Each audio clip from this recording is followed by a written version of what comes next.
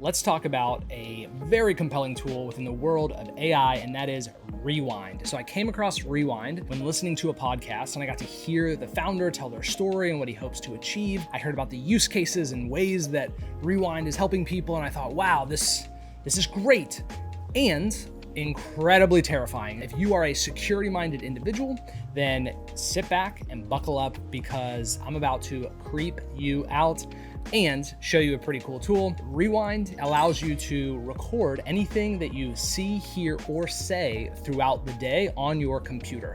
So we are living our lives with these boxes that have microphones and speakers and all of that kind of stuff. And what if we could look back over our day, our week, our month, and recall certain bits of information based on our experience, right? So much of our lives, especially our professional lives, are lived on our computers. And what if we could jump back in time and didn't have to remember things as well or forget so many things, and could actually go back to that moment, to that meeting, to that time, and capture that information or figure out some of the nuance in that moment that we might have missed. Insert Rewind. So Rewind is a desktop application that pretty much records everything. You do have some control, and they've done a great job of giving you complete control. You can choose whether or not it records your audio, your video, and you can choose what areas it should not look at. So for myself, I immediately disabled one password, and so I didn't want any recording when it came to passwords. And you may be thinking, oh my gosh, Morgan, you're just dumping all of your information into this thing that's on the line and all of that. No.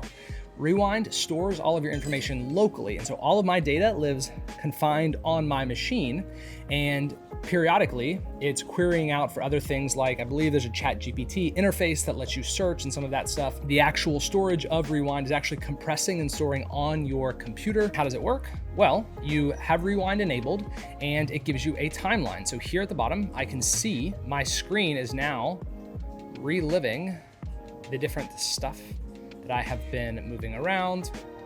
And I'm not gonna jump too much here, but you can notice how it's bringing me back in time visually. I can also search. So I can search Chrome, and then it will bring me up different moments that mention Google Chrome.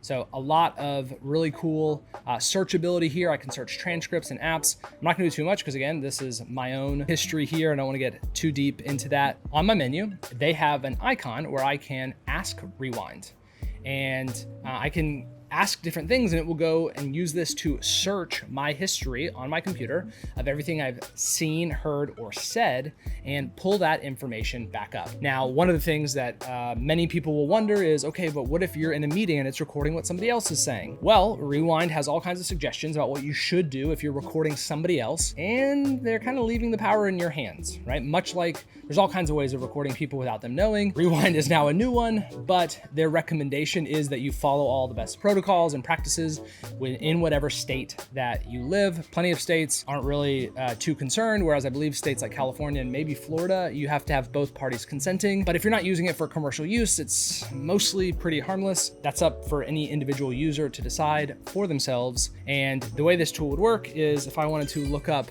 mention of lunch, which I just typed lunch, maybe I want to say, yeah, okay, it started getting to work. It looks like my sister-in-law here, possibly going for a hike, watching a movie.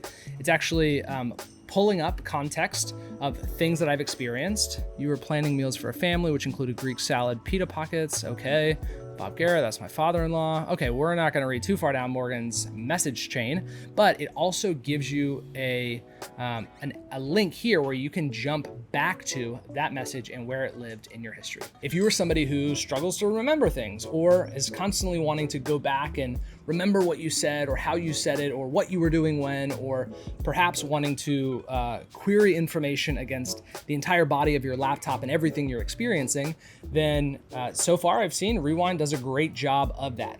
Now, personally, I used it for about 2 weeks and played around with it a ton and tried to find different ways that I could use the information that it had access to. And there were 2 limitations that I noticed. The first one is that the quick keys for Rewind hijack my text editor. So when I'm trying to code and I use a quick key that I expect to do one thing in my text editor, Rewind has commandeered that and it starts triggering different rewind events. And spent a little time trying to figure out how to turn that off. I couldn't, and I was like, okay, well, I just got to shut this down. And I didn't really turn it back on afterward.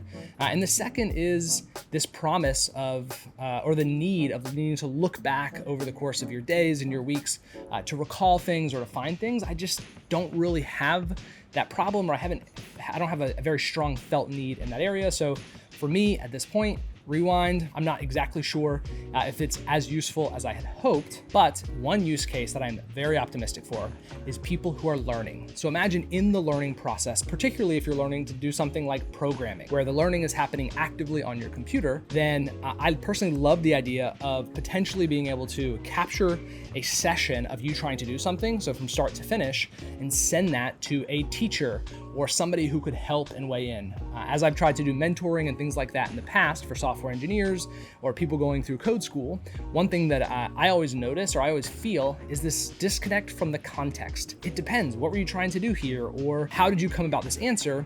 And oftentimes by the time they need help, it's kind of too late to go back and recount all the steps and they miss things.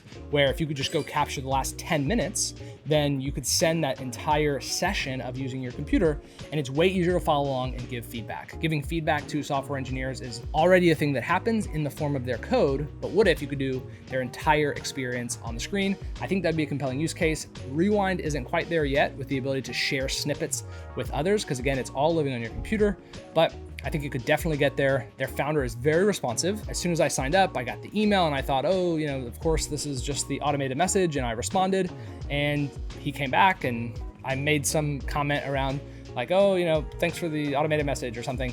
And he's like, nope, this is me. And we began, very quick dialogue, which is great just to see how engaged the founder and the team seems to be, and very optimistic. And if you're creeped out, you probably should be. And more things like this, I believe, will be infiltrating many areas of our lives so that they can give us more robust access and we can leverage the best part of machines and help counteract the weakest part of humans, which tends to be our memory. There you have it for Rewind. Until next time.